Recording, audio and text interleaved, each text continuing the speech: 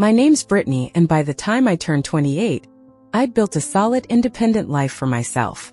After years of hard work, I landed a job at one of the top companies in the city, earning a salary that finally allowed me to achieve my biggest dream, buying my own apartment.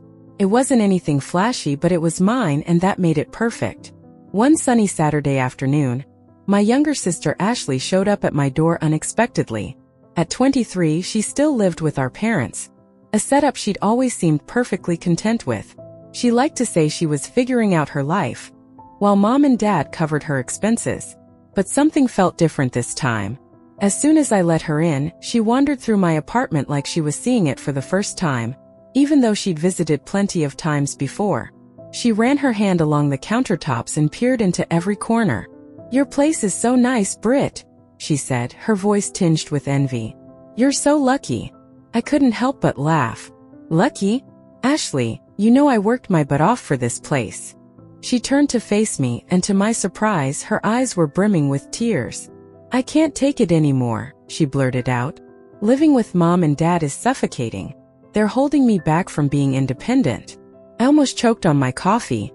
This was rich, coming from someone who'd never shown the slightest interest in being independent before. "Since when?" I asked, trying to keep the skepticism out of my voice. "The last time we talked, you seemed pretty happy letting mom do your laundry and dad pay your phone bill." "That's exactly the problem," she said, pulling out her phone. "According to Dr. Martinez's book on adult-child relationships, this is classic codependency. If I don't break free now, I'll be stuck there forever." I set my coffee down and gave her a hard look. "Ashley, what exactly are you asking for?" She hesitated, then took a deep breath. "I need your help, Britt. I want to move out, but I need money for the first 3 months of rent. I swear I'll find a job right away and become completely self-sufficient, just like you." Maybe it was the way she said "just like you." Or maybe I was just tired of worrying about her never growing up. Against my better judgment, I found myself saying, "Okay, I'll help you." The squeal she let out could probably be heard from the next county over. She threw her arms around me, nearly knocking me over. "Thank you, thank you, thank you. You're the best sister ever, Britt. I promise you won't regret this." A week after our conversation, Ashley burst into my apartment, waving her phone like she just hit the jackpot. "Britt, I found the perfect places. You have to see these." I was in the middle of making dinner but let her drag me to the couch. She started flipping through listings with an excitement that quickly turned to disbelief on my part. The first place she showed me was at Riverside Towers, one of the priciest apartment complexes in the city. "Look at this view," she gushed. "And it has a rooftop pool, gym, and concierge service." "Ashley," I said, staring at the screen, "this place is $2,800 a month." "But it comes with parking," she replied, as if that somehow justified it. She swiped to another listing. "Okay, this one's a bit cheaper. It's only $2,500 and look, marble countertops." I placed a hand over her phone to stop her. "Ashley, these places are completely out of the question," I said firmly. Grabbing my laptop, I pulled up a listing I'd found earlier. "Here, this is more realistic. It's a 1-bedroom in a good neighborhood, comes furnished, and the rent is reasonable." Ashley wrinkled her nose at the photos. "But it's so basic." "It's clean, safe, and perfectly fine for a first apartment," I replied. "In fact, it's nicer than my first place was. Plus, it's within walking distance of several businesses where you could apply for jobs." She slumped back on the couch, clearly disappointed. "I guess," she muttered. "Look," I said, trying to be patient. "This is exactly the kind of place you need while you're getting established. Once you have a steady income, you can upgrade if you want." After what felt like an hour of convincing, she reluctantly agreed to look at the apartment. The next day we met with a realtor named Linda, who showed us the place. It was modest but pleasant, just as the listing had described. Decent furniture, working appliances, and in a quiet building. Ashley kept making faces when she thought I wasn't looking, but I ignored her. "We'll take it," I told Linda, pulling out my checkbook. I paid the security deposit and the first 3 months of rent, while Ashley signed the lease agreement. As she scrawled her name across the paperwork, I felt a mix of pride and anxiety. This was a big step for her, but I couldn't shake the nagging feeling that she wasn't taking it seriously. Over the next few weeks, I called Ashley regularly to check on her job search. Her answers grew more evasive with each call. During one conversation, I finally lost my patience. "Ashley, I'm not going to pay your rent indefinitely. You need to find work." "Don't worry about it," she said dismissively, and before I could respond, she hung up. I stared at my phone, a sinking feeling settling in my stomach. I was starting to suspect that Ashley's idea of independence might not align with mine. 3 months flew by, and I was knee-deep in a project at work when my phone buzzed. Ashley's name flashed across the screen, and for a brief moment, I hoped she was calling with good news about a job. "Hey, Britt," she said casually, as if we were talking about the weather. "Just reminding you, the rent's due by the 15th. You'll need to transfer money for the next 3 months." I nearly dropped my coffee. "Ashley," I said, trying to keep my voice steady, "we had an agreement. You were supposed to get a job and start paying your own rent. That was the whole point. Becoming independent, remember?" "Oh, come on," she interrupted before I could finish. "I haven't found the right position yet, but I'm totally on my way to it. These things take time, you know?" "No, I don't know," I snapped. "You've had 3 months to find something, anything. You were the one who said you wanted to be independent. Well, independent people pay their own bills." Before I could say more, she hung up with enough force that I could practically feel it through the phone. I sat back in my chair, heart pounding but also proud of myself for standing my ground. That feeling lasted exactly 15 minutes. 15 minutes after Ashley hung up, my phone buzzed again. This time it was Mom. My stomach dropped as I braced myself and answered. "Brittany Marie Thompson." Mom's voice came through like a storm. "How dare you refuse to help your sister?" She called me crying. I sighed. "Mom, I've already paid for 3 months of her rent. The whole point was for her to become independent. She's your sister. Family helps family, that's what we do," Mom snapped. "You have a good job, a good salary. You can afford to help her. Or do you want her to end up homeless? Is that what you want?" The guilt trip hit me like a punch to the gut. I knew what she was doing, but knowing didn't make it any easier to resist. Mom's voice was a mix of disappointment and accusation, a tone she had perfected over the years. "Fine," I said, finally, my voice tight. "I'll pay for 3 more months. But that's it. This is the last time." "That's my girl," Mom said, her voice softening immediately. "I knew you'd do the right thing." After hanging up, I transferred the money and sent Ashley a quick text. "Rent paid for 3 more months. This is absolutely the last time. I mean it." Her response came almost immediately. A single emoji, a smiling face with a halo. The innocence of that emoji felt like a slap in the face. I knew I'd made another mistake, but what could I do? She was my sister, and Mom was right about one thing: I could afford it. A week later, I was lying in bed scrolling through my phone when I decided to check Ashley's Instagram. I hadn't looked at it in a while, and what I found made my blood pressure spike. There she was, posing in the apartment I was paying for, looking like a lifestyle influencer. Picture after picture showed her lounging on the furniture, standing by the window with perfect morning light, or sipping coffee artfully arranged on the kitchen counter. The captions were even worse. "Living my best authentic life. Being true to yourself is the greatest gift. Sometimes you have to choose your own path. Trust the journey." I scrolled through weeks of posts, my jaw clenching tighter with each swipe. Not a single mention of job hunting. No signs of effort to find work. Just endless selfies and pseudo-philosophical nonsense. I couldn't take it anymore. I opened our messenger chat and typed, "When are you actually going to start looking for work?" Her reply came instantly. A photo of what looked like an official email from a company. It was an invitation to a job interview, complete with a date, time, and location. My heart lifted. Maybe she was finally getting serious. My phone rang seconds later. It was Ashley. "Did you see it?" she squealed before I could say hello. "I got an interview. But Britt, I need your help with something really important." I groaned inwardly. "What is it?" "Well," she began, her voice sweet and practiced, "I need to look professional for the interview, right? First impressions are everything. I need some nice clothes and maybe a trip to the salon, to really wow them. I was thinking maybe you could help me out. $800 should cover everything." $800? I nearly choked. Absolutely not. Please, Britt, she begged. This could be my big break.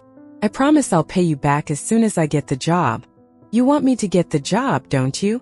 I rubbed my temples, trying to stave off the headache she was giving me. Ashley. Pretty please, Britt, she pleaded, her voice dripping with desperation. This is the last thing I'll ever ask for. I swear. For 10 solid minutes she kept at it, begging, promising, manipulating. And even though I knew exactly what she was doing, I caved. Fine, I said through gritted teeth, pulling up my banking app, but this is absolutely the last time. You're the best sister ever, she squealed. I love you so much. I transferred the money, hating myself a little as I did it. But maybe, just maybe, this would finally get her on track. A few days later, during my lunch break at work, I decided to call Ashley to check in. Hey, how did the interview go? I asked as soon as she picked up. There was a pause on the other end. What interview? She finally said. My stomach dropped. The interview you needed $800 for. The one you showed me the email about. Oh, that, she said with a little laugh that made my skin crawl. Yeah, about that. I looked into the company and honestly, Britt, it just wasn't for me. The position sounded super boring, just data entry and filing. Totally monotonous. I die of boredom in a job like that. I need something more creative, you know? The rage that had been simmering inside me for months finally boiled over. You're not in a position to be picky, I shouted into the phone. You haven't worked a day in your life. And I'm not going to support you forever while you wait for your dream job to magically appear. Oh, sorry, Britt, she cut in quickly. I've got to go. Waiting for a super important call. Talk later. The line went dead before I could say another word. I sat at my desk, shaking with anger. Then an idea struck me. Opening Instagram, I navigated to Ashley's profile, my fingers trembling with frustration. There, posted just hours ago, was a photo of Ashley, not in a professional outfit, but in a sparkling party dress that looked like it cost every cent of the money I'd sent her. The caption read, "Life is a party. Dress like it." I tried calling her back immediately, but every call went straight to voicemail. Texting was no better. My messages went unanswered. By the time I left work that evening, my frustration had reached a boiling point. Instead of heading home, I drove straight to Ashley's apartment. I could hear the bass thumping from halfway down the block. As I got closer, the music grew louder, and when I reached her floor, it was clear she was hosting a full-blown party. On a Wednesday night, no less. I still had the spare key from when I'd helped her move in. My hand shook as I fitted into the lock, and the door opened silently, the music so loud that no one noticed me walk in. The scene inside looked like something out of a college movie. At least 20 people were crammed into the small apartment, drinks in hand, music blaring, and people dancing wherever there was space. And there, in the middle of it all, was Ashley. She was wearing the expensive dress I'd paid for, spinning on the makeshift dance floor without a care in the world.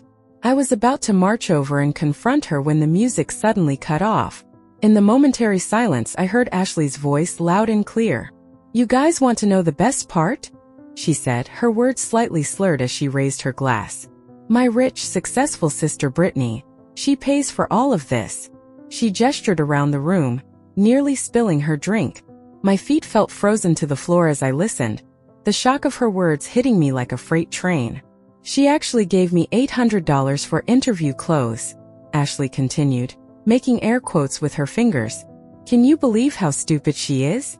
I mean, look at this dress. Way better than some boring office suit, right?" The crowd around her burst into laughter. Some people I recognized, people who had met me before, laughed along with her, their expressions full of mockery. "And get this," Ashley went on, clearly enjoying her audience's attention. "She actually thinks I'm going to get a job. Like, why would I need to work when I have a cash cow for a sister? All I have to do is cry about wanting to be independent, and she throws money at me." More laughter. Someone in the crowd called out, "You're so lucky. My sister would never do that for me." "That's because your sister isn't a gullible idiot," Ashley replied with a smirk. "Brittany actually believes all that crap about me wanting to be responsible." The laughter died abruptly when someone in the crowd noticed me standing there. Their face went pale, and they grabbed their friend's arm, pointing in my direction. One by one, the realization spread through the room.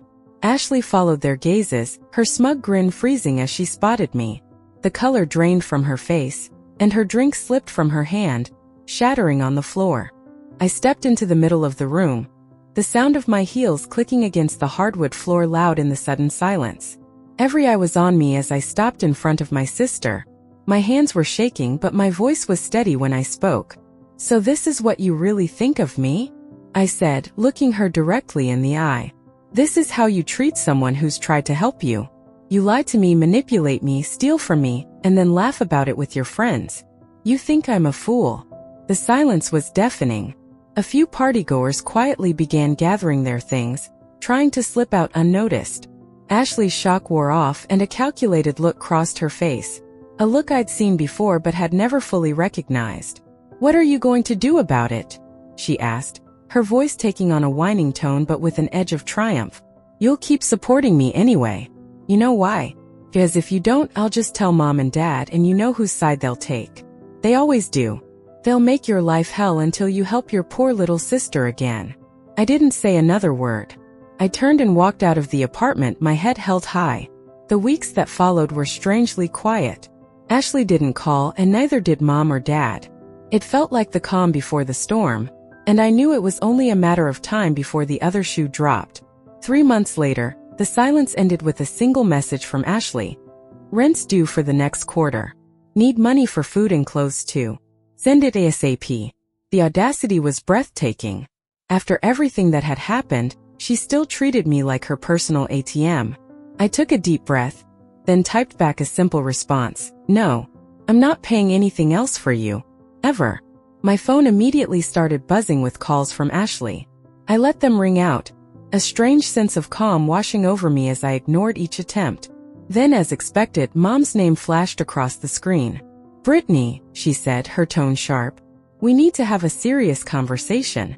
Come to the house tomorrow after work." The next evening, I pulled into my parents' driveway, my stomach twisting in knots. As soon as I walked through the door, I knew I'd walked into an ambush. Ashley was on the couch, her hair pulled back messily, no makeup, and looking every bit the part of a victim. Mom and Dad flanked her like guards, their expressions a mix of disappointment and anger. "How could you do this to your sister?" Dad demanded the moment I stepped inside. "She's about to be evicted because of you. Do you have any idea what you're putting her through? She's barely eating," Mom added, her voice trembling. "She's so stressed." I turned to Ashley, who sniffled dramatically on cue. The performance was Oscar-worthy, but it only made my blood boil. "Are you kidding me?" I shot back. "I've paid her rent for months. I gave her money for food, clothes, and everything else she's asked for. And you know what she did with it? She threw parties, bought expensive dresses, and then had the nerve to call me a fool to her friends." "Oh, please," Mom said dismissively, waving a hand. "She was just joking around. You're being too sensitive." "Joking?" I repeated, incredulous. "She literally called me a cash cow and bragged about manipulating me. How is that a joke?" "You're the older sister," Dad cut in, his voice stern. "It's your responsibility to help her. We raised you better than this." "My responsibility?" I said, my voice rising. "My responsibility was to help her become independent, not bankroll her permanent vacation." Ashley sat there, a small, satisfied smile tugging at the corners of her mouth. She thought she had me cornered. She thought I'd cave like I always had. I looked at my family. Mom's disapproving frown, Dad's stern glare, Ashley's smug expression, and something inside me snapped. "No," I said, my voice quiet but firm. "I'm done. I'm not giving her another cent. She's an adult. If she wants to live independently, she can pay her own bills like the rest of us." I turned and headed for the door. Behind me, I heard Dad yelling about family responsibility, Mom crying about how selfish I was, and Ashley's theatrical sobs. I got in my car and drove home, ignoring the constant buzzing of my phone. For the first time in months, I felt truly free from the manipulation, the guilt, and the endless demands. A few weeks later, my cousin Jackie called to check in. "Your parents are paying Ashley's rent now," she told me. "They had to take money out of their retirement fund to cover it. And she still hasn't even looked for a job." 2 months of relative peace passed, until one evening, my phone lit up with Mom's number. Against my better judgment, I answered. Brittany, she said, her voice trembling. We have a problem. The story came out in pieces, broken up by Mom's barely suppressed sobs. The apartment owner had finally had enough of Ashley's constant parties and showed up during her latest bash, with the police in tow. But that wasn't even the worst part. When they did an inventory of the apartment, Mom said, her voice cracking, they discovered Ashley had sold some of the furniture and appliances. The owner's furniture. She's being charged with theft. I sank into my couch, stunned. She what? She sold things bit by bit to pay for her parties, Mom wailed. But the owner said if we reimburse him, he won't press charges. Brittany, please. We need your help. Your father and I don't have enough after covering her rent. No, I said firmly. I warned all of you what would happen if you kept enabling her. This is the result of your choices. Always making excuses for her, never letting her face consequences. How can you be so heartless? Mom cried. She made some mistakes, but she's family. Think about what this will do to her future. I am thinking about her future, I replied. Maybe facing real consequences is exactly what she needs. Please, Brittany, she pleaded one last time, her voice thick with tears. If you ever loved your sister. Goodbye, Mom. I hung up. A week later, Jackie called again. Thought you'd want to know, she said. Your parents cashed out what was left of their retirement fund to pay off the apartment owner. They had to cover all the missing furniture, plus a penalty for breaking the lease early. Ashley's been kicked out, obviously. Where is she now? I asked. Back at your parents' house, Jackie replied. Still not working, still posting on Instagram about living her truth. Your parents are telling everyone you abandoned the family. That was 6 months ago. Ashley still lives with our parents, still doesn't work, and still posts inspirational quotes about weathering life storms. Mom and Dad had to postpone their retirement, but they haven't learned their lesson. They're still supporting her, still making excuses. As for me, I haven't spoken to any of them since that last phone call. Sometimes I see posts from extended family about holiday gatherings I'm not invited to anymore. Jackie keeps me updated on the stories they tell, painting me as the villainous older sister who abandoned her family. But here's the thing. Sometimes being the bad guy means you're the only one brave enough to stop the madness. Sometimes love means letting people face the consequences of their actions. And sometimes, family isn't about enabling bad behavior. It's about having the courage to say no when everyone else says yes.